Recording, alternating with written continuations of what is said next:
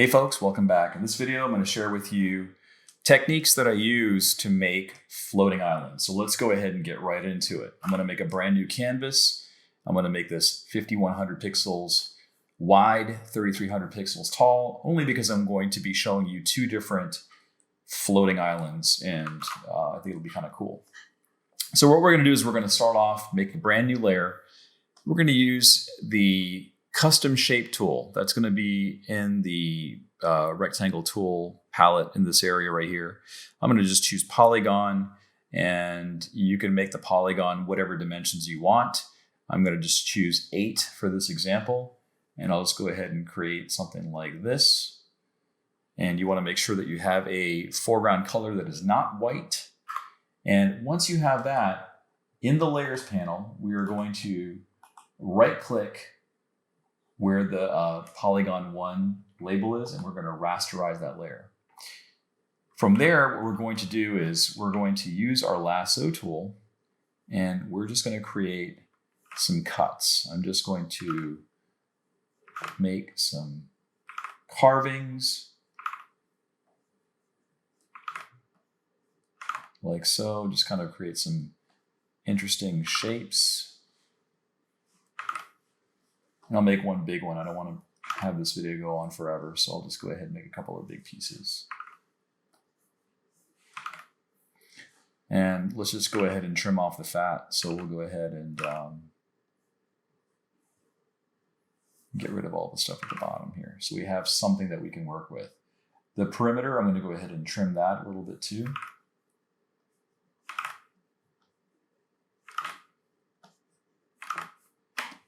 So now what I'll do is I'll just drop the opacity, make a brand new layer. And this part of the technique involves actually putting each of these individual pieces that I'm drawing on separate layers. So once I draw this first piece, make a new layer by using your keyboard shortcuts. Make another new layer over here. We're going to rinse and repeat. And the reason for that will become evident.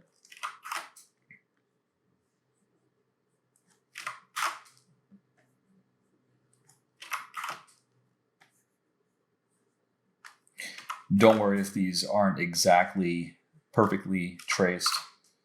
That's not what I'm focusing on here. All right, so why are we doing this? Why are we putting every single shape on its own layer? Well, because we want this to actually not be flat. We want this to have some variation in the elevation. So on my layer 10 right here, I can just crank this and lower it down. Layer number 9, I can move it up. Layer number 8, I can move it up.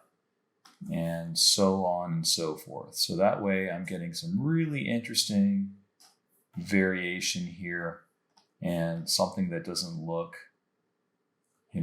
particularly flat. So I'll go down to layer 5, move it down like this. You want to have some variety, right? And it's helpful if these shapes are all not the same size. I know that in my example here,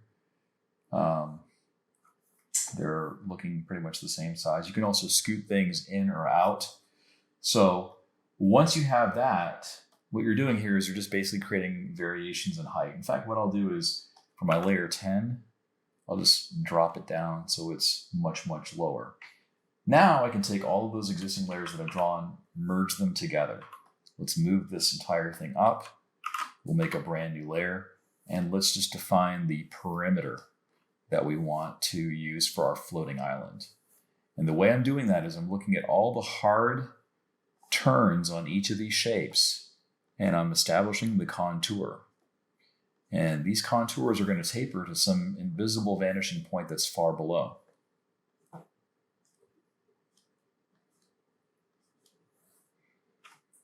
And if I zoom out a little bit, let's just go ahead and most of these floating islands that I've seen in various cartoons and comics have something like this. They kind of taper to a specific point, okay? So this is kind of like we're looking at this in a slightly bird's eye level view here. Of course, you can add more crags and crevices just to go ahead and make it look more organic. So what I want to do next is I'm going to actually merge these two layers together. So basically I've got everything on one layer, and I'm going to make an additional copy. So I'm going to call this version birds, and I'll make another version and I'm going to call it worms. So birds is bird's eye view, looking down, right? And worms is where you're looking up. And it's going to be very easy to do this. Let's go ahead and start with birds. With birds, we'll just take the transform tool. We'll use perspective, and we'll just add a little bit more perspective so as if we're looking further down onto this particular island. Now, let's take the worm's eye view. Let's rotate it. Doesn't have to be perfectly rotated. I'm going to kind of keep it at an angle here. And I'm going to use the Control T or Command T, and I'm going to have my perspective look something like that. So essentially what I've got here is in the bird's eye view, I've got the vanishing point at the bottom. And in the worm's eye view, I've got the vanishing point implied somewhere at the top. Okay, and then I'm not going to go into shading or any of that stuff here. But what I do want to do is I'll just draw a few elements in here so you can see how this will actually work. So we're adding, let's say, a castle here. And what that castle will do is it gives us a sense of scale. It tells us how big this floating island actually is. So I'll create some spires.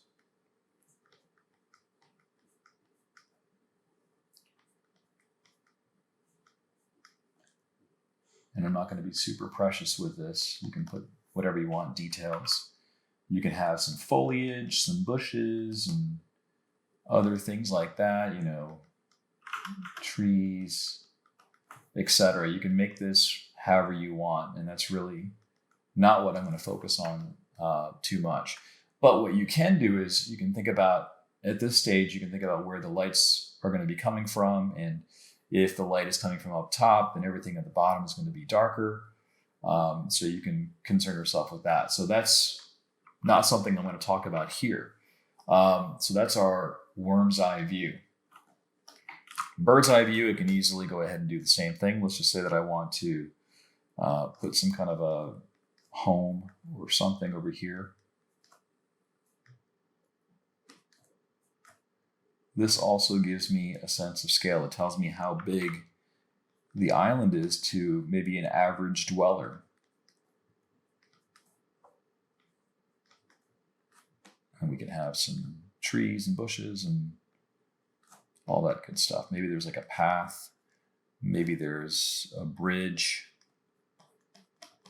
You can let your imagination run completely wild, right? So we've got bird's eye view, we've got worm's eye view. And if you've stuck around for this video this far, I want to show you some techniques that you can use to make clouds. So what I'm going to do is just quickly merge all of these layers together and just make sure that I don't have any open gaps. I'm not going to color this whole thing, but I am going to make sure that there are no gaps here so that I can show you how I'm going to add my clouds in, and that should wrap up this particular technique. So all the gaps are closed. I'll make my selections. You can see that there's still some open gaps here.